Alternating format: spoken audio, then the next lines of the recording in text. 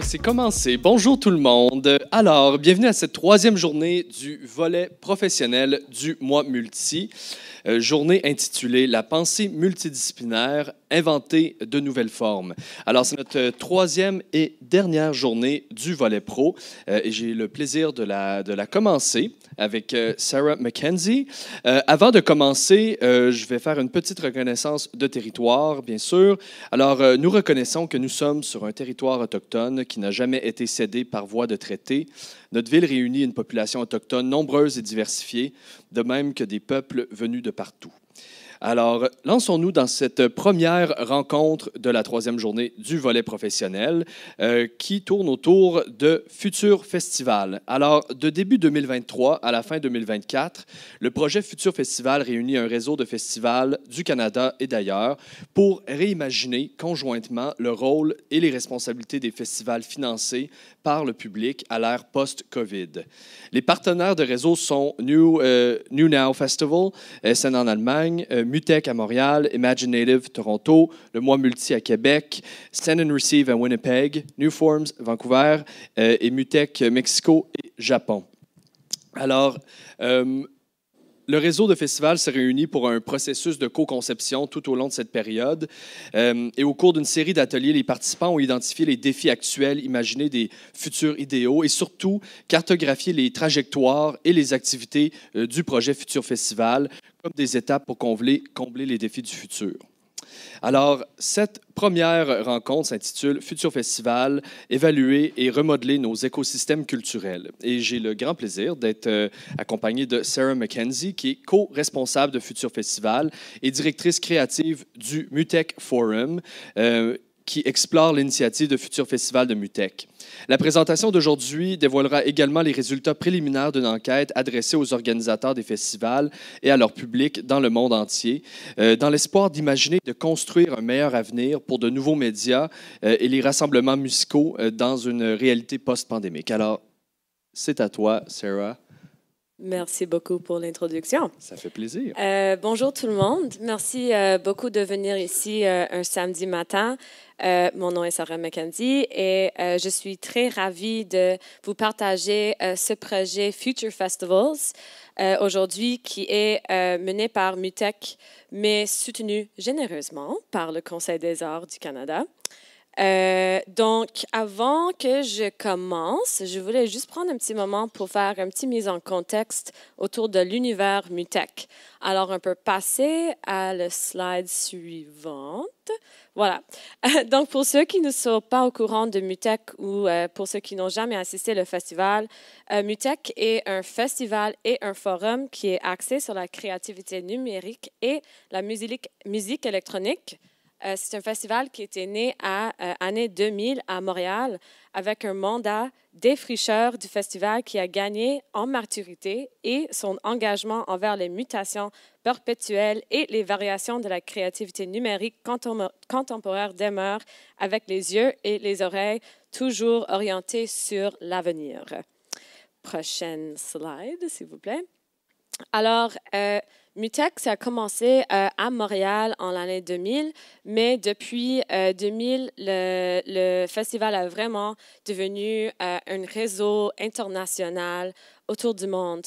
Donc, présentement, il y avait des événements Mutech et des événements satellites dans 22 pays avec plus de 150 événements dans 49 villes. Et, slide suivante, comme on peut voir ici, et si on fait un quick mental math, le festival va célébrer, on va célébrer notre 25e anniversaire cette année à Montréal, mais aussi dans des autres marchés. Par exemple, on va fêter notre 25e anniversaire en Mexique en octobre, puis aussi 15 ans à Barcelone en avril. Donc, un big birthday year pour nous. Prochaine slide. Puis, une grande partie du festival est notre forum, qui est notre rassemblement professionnel pour les artistes et pour les entrepreneurs et experts professionnels qui travaillent en la technologie. pour venir ensemble et explorer nos futurs technologiques et le rôle de la créativité numérique en leur sein. Donc, c'est notre programmation qui se déroule pendant la journée lors du festival. On a des conférences interactives, des ateliers, des expositions, etc., etc. Puis, nos conversations sont axées sur l'impact transformateur des technologies émergentes telles que l'intelligence artificielle, bien sûr, et la réalité extendue. Donc, pour faire un point entre le MUTEC Forum et puis le projet Future Festivals, prochain slide, please. On peut passer encore à la suivante. Merci beaucoup. Donc, pour faire le point au forum, pendant les pandémies et après la pandémie, nous avons réfléchi beaucoup sur la crise à laquelle les festivals sont confrontés, faisant face à l'augmentation des coûts et aussi à l'inflation. Puis, notre grande conclusion, c'est que les festivals sont en danger. Et les festivals indépendants deviennent de plus en plus rares. Et nous voulions faire quelque chose. Et clairement, nous n'étions pas seuls. Aussi formé au début de la pandémie, en avril 2020, il y a le regroupement des festivals régionaux artistiques indépendants, le Refrain, qui se veut une nouvelle organisation proactive et collaborative qui mise sur diverses initiatives afin de rejoindre les communautés directement touchées par les festivals, quelle que soit leur région. C'est une organisation que MUTEC fait partie. Mais, prochaine slide, please. Chez MUTEC, nous avons arrivé à une sorte d'énoncé de thèse qui va dans le sens que Montréal et Québec sont riches de ces festivals et les festivals sont des nœuds vitaux dans notre système culturel nerveux et nos festivals sont une ouverture sur le monde et mettent en lumière la créativité des artistes. Les festivals sont vitaux pour le bien-être de notre société et c'est ce qui fait une ville et province vivante. Ce sont des outils de construction communautaire et sont maintenant plus nécessaires que jamais. Alors, prochain slide.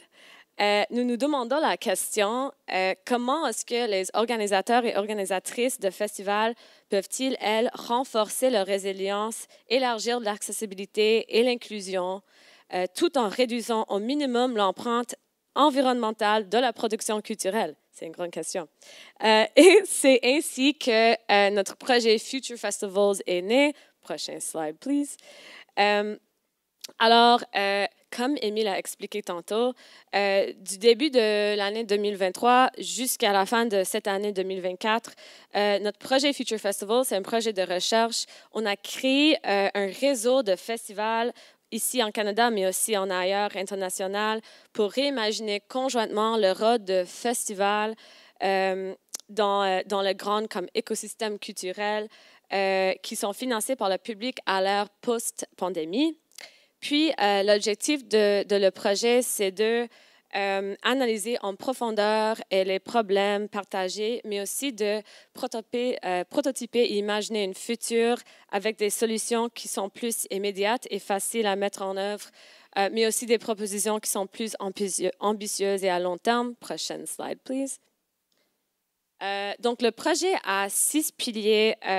Il y a nos partenaires.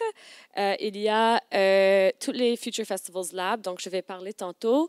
Un Future Festivals Sommet, un sondage, un aspect qui est plus axé sur la documentation et aussi une exposition. Donc, je vais commencer avec nos partenaires. Merci. Donc, on a 6 partenaires principaux dans notre projet. Certains sont ici avec nous dans la salle, je crois, ce matin. Il y a Send and Receive Festival de Winnipeg, MUTEC Mexico, New Forms de Vancouver, moi Multi, of course, Imaginative de Toronto et aussi New Now de Essen, Allemagne. On a aussi un partenaire de médias, Hollow, qui sont en train de faire toute la documentation de nos discussions en real time. On va parler plus de ça tantôt aussi. Suivant slide. et nos Future Festivals Lab. Donc, une grande partie de notre projet, c'est de faire des ateliers ou des meet-ups avec notre cohorte de festivals pour venir ensemble c'est comme un peu comme un group therapy pour des festivals, mais nous sommes réunis pour identifier des défis communs et aussi les futurs idéaux pour des festivals à venir. Donc, voici un overview de tous les Future Festivals Lab qu'on a fait dans le passé et dans le futur. Et comme vous pouvez voir, moi, Multi est sur la liste.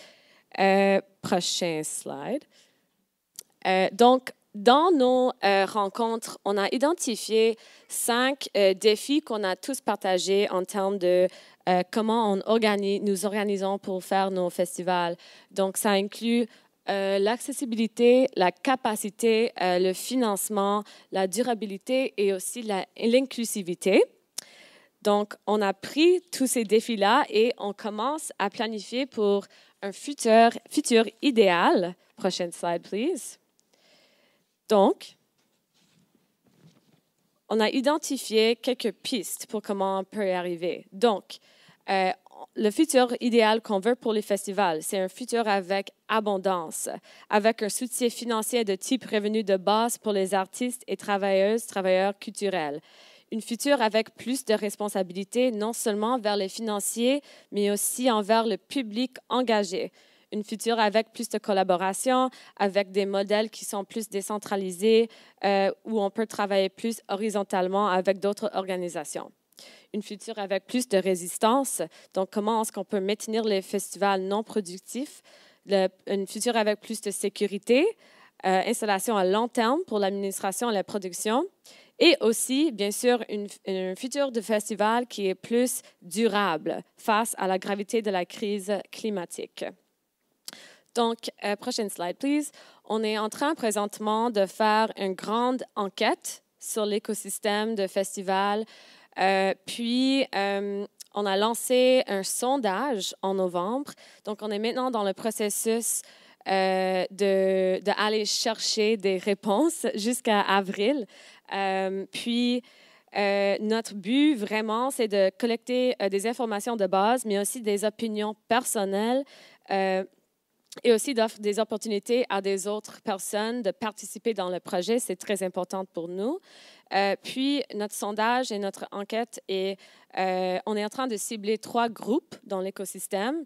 Il y a les organisateurs et organisatrices des festivals, les artistes, donc les artistes qui participent dans les festivals et qui montrent leur œuvre dans la programmation, et aussi, bien sûr, le grand public, donc tout le monde qui aime assister les festivals. J'imagine que c'est tous nous ici dans la salle. Prochaine slide. OK, temps pour les statistiques, c'est ma partie préférée. Mais juste avant ça, je vais juste mentionner que ça, c'est vraiment des résultats préliminaires, mais on voulait prendre l'opportunité d'être ici à Moi Multi juste pour partager quelques chiffres qu'on a trouvés qui sont très intéressants. Donc, pour tous les organisateurs et organisatrices des festivals qu'on a parlé avec à date, c'est intéressant de voir que 80% de ces festivals sont à but non lucratif et la majorité compte à 1 à 3 employés à temps plein. Puis, 44% reçoivent la majorité de leur financement du gouvernement. Puis, on peut aussi voir que la plupart des festivals qui ont répondu au sondage sont basés ici au Canada. Prochaine slide, please. Alors que pour les artistes qui étaient sondés, les artistes, 48% sont entre 35 et 44 ans et 24% sont entre 25 et 34 ans. Puis la plupart des festivals représentaient les catégories musique et son, mais aussi art numérique et médiatique. Et 80% des festivals sont basés ici en Canada. Prochain slide, please. Pour le public at large aussi, 40% appartiennent à la tranche d'âge 35 à 24 ans, puis 42,3% du public ayant répondu au sondage se trouve au Canada. Et prochain slide. OK, donc 2 petits résultats que je veux mentionner à vous. On a demandé à tout le monde, c'est une grande question, mais une question très importante, pourquoi est-ce que vous aimez assister à des festivals? Et j'ai trouvé ça intéressant que 31,8% cherchent à découvrir des nouvelles formes d'art et de musique, dont la découverte de culture. 24% cherchent le divertissement, mais 12% cherchent des opportunités de réseautage.